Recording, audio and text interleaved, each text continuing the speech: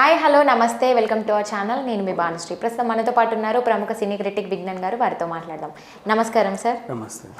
Ponniyin Selvan 2 collections ఎలా ఉన్నాయి sir? 3 రోజుల్లోనే 120 కోట్లు అంటే నాట్ బ్యాడ్. అందుకుంటారు వాళ్ళు అంటే నాకు నమ్మకం ఉన్న సినిమా. నేను ఎప్పుడు పొన్నియిన్ సెల్వన్ గురించి అడిగినా సరే నేను పాజిటివ్గానే చెప్తా. నన్ను నిద్రలేపు అడిగినా అలాగే చెప్తా. వై బికాజ్ అంటే నాకేదో ఫేవరెట్ సినిమా అని కాదు, ఇప్పటి వరకు కూడా నేను సినీ చరిత్రలో ఇంత అందమైన స్టోరీ నేను చూడలా. సీరియస్లీ ఇప్పటివరకు నువ్వు బ్లాక్ అండ్ వైట్ డేస్ నుంచి నేను ఇప్పటివరకు సినిమా ఇండస్ట్రీలో నేను కళ్ళు తెరిచి మొదటిసారి సినిమా చూసినప్పటి నుంచి లాస్ట్ చివరి సినిమా మొన్న రీసెంట్ ఫ్రైడే రోజు వరకు నేను చూసినటువంటి చివరి సినిమాల వరకు కూడా చూసుకుంటే ఓవరాల్ నా కంప్లీట్ ఈ లైఫ్లో ది బెస్ట్ సినిమా అంటే నా పర్సనల్గా పొన్నియిన్ సెల్వనే. దాంట్లో నో డౌట్. అది ప్రతి ఇంచు, ప్రతి ఫ్రేమ్, ప్రతి క్యారెక్టర్, ప్రతి డైలాగు, ఈచ్ అండ్ ఎవ్రీథింగ్, ప్రతి ప్రాపర్టీ కూడా నేను చాలా ఓన్ చేసుకొని చూసాను ఈ సినిమాని. అంత మంచి మూవీ యాక్చువల్గా చెప్పాలంటే. ఇప్పుడు కల్కి కృష్ణమూర్తి గారు ఒక స్టోరీ రాయడం, ఎప్పుడో ఆయనకు కూడా బాగా రీసెర్చ్ చేసి ఇష్టంగా ఒక అందమైన స్టోరీ రాశాడు. బొమ్మలు ఇలా ఉంటాయి, ఇలా ఉంటాయి క్యారెక్టర్స్. ఆ నవల ఆధారితంగా ఈ సినిమా వచ్చింది. ఆ క్యారెక్టర్స్ని రూపురేఖలు వీళ్ళు ఇచ్చారు. అండ్ ఒక్కో దానికి సరిపోయాలి. ఇప్పుడు కుందువై పాత్రకి త్రిష ఎంత బాగా సరిపోయింది. And next Vikram, Kundavai and Arun Mouli ముగ్గురు కూడా అన్నదమ్ములు, అక్కచెల్లెలు, ఇట్లా సోదరిమణులు వాటేసుకొని మనమే ఇది అని చెప్పే సీన్లు ఎంత బాగున్నాయి. అండ్ ప్రకాష్ రాజ్ని, ఐశ్వర్యరాయ్, నందిని వాళ్ళ అమ్మతో నీకేమైనా సంబంధం ఉందా అని త్రిష అడగడం ఏ యాంగిల్లో చూసుకున్నా తెలుసా. అండ్ వల్లవరాయ కార్తీకి త్రిష కత్తి పెట్టినప్పుడు ఇలా చేత్తో తీసుకొచ్చి ఆమెతో ఆయనకు అర్థమైపోయి వచ్చింది త్రిష అని తెలిసి రొమాన్స్ చేసుకుని దగ్గర రావడం కత్తి పట్టుకొని, అండ్ ఆయన్ని బంధించే సీన్స్ కానీ అందరూ కూడా A to Z every character ఎంతో బాగా తీర్చిదిద్దారు. అండ్ ఇంకోటి నీకు తెలుసా, ఐశ్వర్యరాయ్ చిన్నప్పుడు ఎవరు చేశారు? అమ్మాయి నాన్న సినిమాలో విక్రమ్కి కూతురుగా చేసిన అమ్మాయి. అండ్ అలాగే దాగుడుమూత దండాకోర్లో చిన్న అమ్మాయి. సో ఆమె పర్ఫామ్ చేసింది. అంటే అప్పుడు విక్రమ్కి కూతురుగా చేసింది, ఇప్పుడు విక్రమ్కి ప్రేయసి పాత్ర అనుకోవాలి. అది నైస్. అండ్ ఈ అబ్బాయి కూడా సంతోష్ శ్రీరామ్, విక్రమ్ చిన్నప్పటి క్యారెక్టర్ ఎంత బాగా చేశాడు. తను కూడా చాలా బాగున్నాడు, హుందాగా. అతను యుద్ధానికి వెళ్తే ఈ వయసులో నా వద్దు అని ఆపడం, అయినా సరే అతను వెళ్తా ఉండడం, రాజసం ఉట్టిపడే క్యారెక్టర్లు. అండ్ గుర్రం మీద అటు తిరుగుతూ మేనేజ్ చేస్తూ విక్రమ్ డైలాగ్స్ చెప్పడం, అన్నీ కూడా ప్రతి ఫ్రేమ్, ప్రతి ఇది మనం ఎక్కడ చూసుకున్నా సరే చాలా అందంగా అద్భుతంగా తీశారు.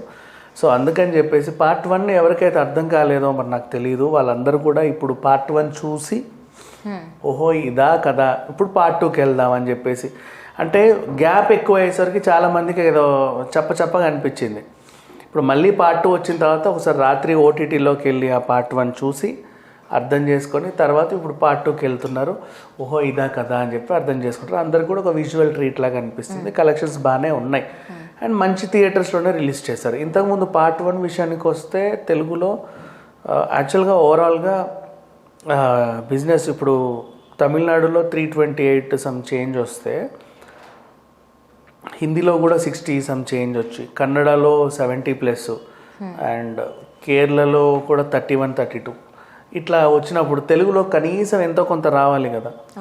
ఇంకటి పైగా వాళ్ళకి ఆర్టిస్టులందరికీ కూడా తమిళ్లో ఎంత ఉందో తెలుగులో అంత మార్కెట్ ఉంది. విక్రమ్కి తెలుగులో మార్కెట్ ఉంది, ఒక జయం రవి తప్పితే Ponniyin Selvan main character.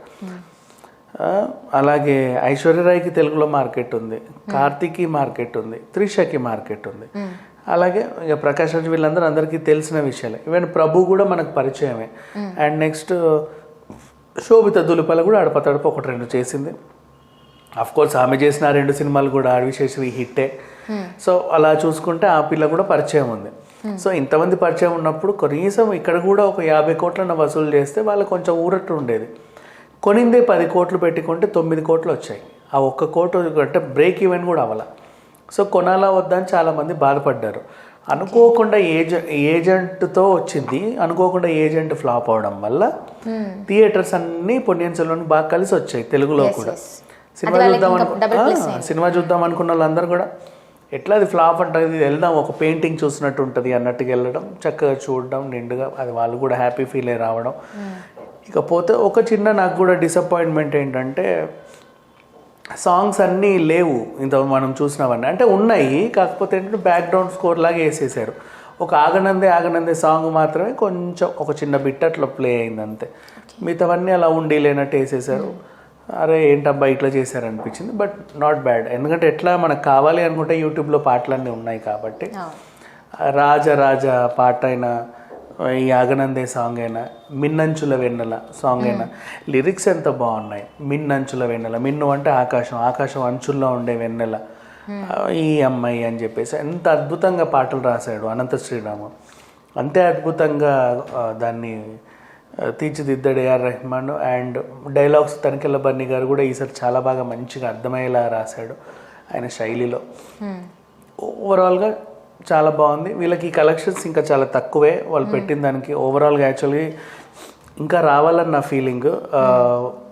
International మార్కెట్లో అయితే బాగానే వస్తుంది, బట్ ఇక్కడ ఓన్లీ తెలుగులో ఇప్పుడు పుంజుకుంటుంది. మిగతా లాంగ్వేజ్లో ఆల్రెడీ ప్రూవ్డ్ కాబట్టి నాట్ బ్యాడ్, దూసుకుపోతుంది. తమిళలో ఆల్రెడీ నెత్తిన పెట్టుకుంటారు కాబట్టి వాళ్ళకి దే ఆర్ వెరీ హ్యాపీ. వాళ్ళు ఎలాగైనా సినిమాని చూస్తారు, హిట్ చేస్తారు, ఆ విషయంతో మెచ్చుకోవచ్చు. సో ఇప్పుడు చూసుకుంటే పొన్నియిన్ సెల్వన్కి మాత్రం పార్ట్ 1తో పోల్చుకుంటే 2లో మనకు తెలుగులో కొంచెం మంచి కలెక్షన్సే వస్తున్నాయి. దేశవ్యాప్తంగా కూడా మంచి కలెక్షన్స్ వస్తున్నాయి. 3 రోజుల్లో 120 తీసారా పార్ట్ 2? అవును కదా, పార్ట్ 1 సీక్వెలే పార్ట్ 2.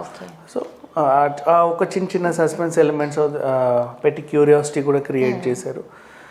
Everything fine. వీళ్ళకి న్యాయం జరిగిందని నేను అనుకుంటున్నాను. ఎందుకంటే పొన్నియిన్ సెల్వన్ మణిరత్నం గారికి ఎప్పుడో 20 ఏళ్ళ కల ఎప్పుడో తీద్దాం అనుకున్నాడు ఈ సినిమాని. అప్పటి నుంచి బయటికి రాలా. సరేలే చేద్దాం అని చెప్పేసి అనుకున్నాడు.